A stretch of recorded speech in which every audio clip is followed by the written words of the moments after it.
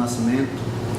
Eu sou licenciado em História, com mestrado em Educação e Contemporaneidade, e vou trabalhar com vocês a disciplina que eu apresento agora, História Medieval 1, para a ementa da disciplina, as ideologias modernas e a invenção do conceito de Idade Média, os processos de transformação social e econômica dos séculos 4 a 11, a cristandade no Ocidente e Oriente, os reinos romanos germânicos e a constituição do espaço cultural europeu, a hegemonia carolíngia e o despertar do Islã.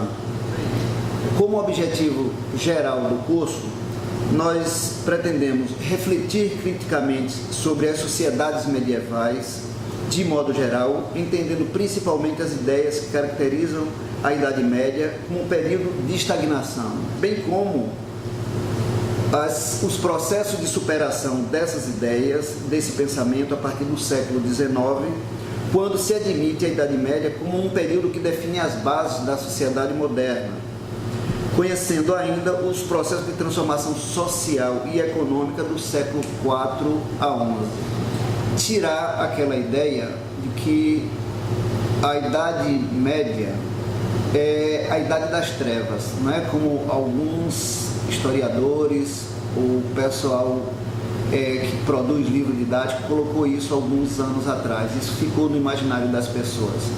A Idade Média não é essa Idade das Trevas, os estudos mais recentes têm demonstrado isso. É uma idade que guarda, é um período da história, já que a história tem essa questão da periodização, esse é um período que guarda muitos dos conhecimentos da Idade Antiga, da Antiguidade Clássica de Grécia e Roma, do mesmo modo que se deve pensar que é um período longo, um período de 10 séculos, 1000 anos aproximadamente, que não se pode ter nenhum tipo de preconceito contra um período tão longo da história. E aí, nós vamos ver que no final, que não é o objetivo dessa disciplina agora, mas em Medieval 2 nós vamos ver em outro momento, que essa Idade Média, com o fim do sistema feudal, por exemplo, ele planta as bases do que vai ser as sociedades modernas, né? O próprio Renascimento, ele é um pouco contraditório quando ele se refere à Idade Média dessa forma, como sendo um período de estagnação, um período que não houve transformações, e não é isso que ocorre. Nós vamos ter transformações sociais, econômicas, das instituições, sobre a questão ideológica muito forte. As pessoas não são apenas místicas, não acreditam apenas na religião católica e param de produzir por isso. As pessoas também contestam, e o objetivo geral traduzido é mais ou menos esse significado que tem. Então, estudar a Idade Média é conhecer as bases, principalmente do sistema social e econômico que foi o feudalismo, como eu disse na abertura, um sistema que no seu final planta as sementes do que vem a ser o sistema social e econômico que vivemos hoje, que é o capitalismo. Então, você vai estudar Idade Média sabendo que a partir de aqui a partir desse estudo você vai ter melhor clareza do significado que teve as sociedades clássicas da antiguidade europeia, não é? E o que foi essa idade moderna, o que ela significa tanto aqui no Ocidente como para o Oriente, porque na Idade Média isso já está definido. Nós temos hoje um fenômeno contemporâneo que requer muitos estudos, que é a questão do desenvolvimento do Islã. É lá na Idade Média que você vai ver esse despertar do Islã, né? A Idade Média Oriental, ela serve para explicar a sociedade contemporânea, não apenas para explicar melhor o que foi a Idade Moderna, mas a própria Idade Contemporânea depende muito do que é esse conhecimento, do que é essa instituição chamada Igreja Católica, né? Do que são as religiões. E como disse antes, não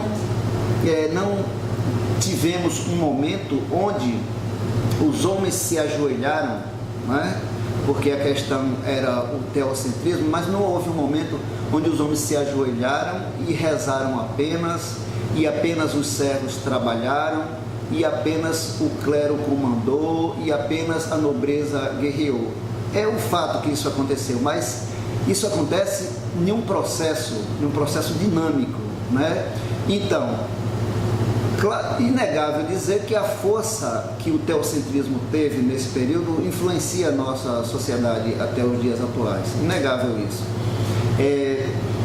O teocentrismo, por não ser apenas a questão de ter Deus, segundo os ensinamentos católicos, como único ser capaz de ditar a forma das sociedades funcionarem, dos homens pensarem, mas até porque nós vamos ver mais adiante no programa do curso que existe também na Idade Média um desenvolvimento cultural. As universidades surgem na Idade Média, e é preciso pensar isso. E aí também já se tem pessoas questionando essa questão de ter no teocentrismo a única explicação da forma de conhecimento, que era como se o conhecimento a partir do teocentrismo fosse o conhecimento, não se questionasse mais. Mas é bom lembrar que autores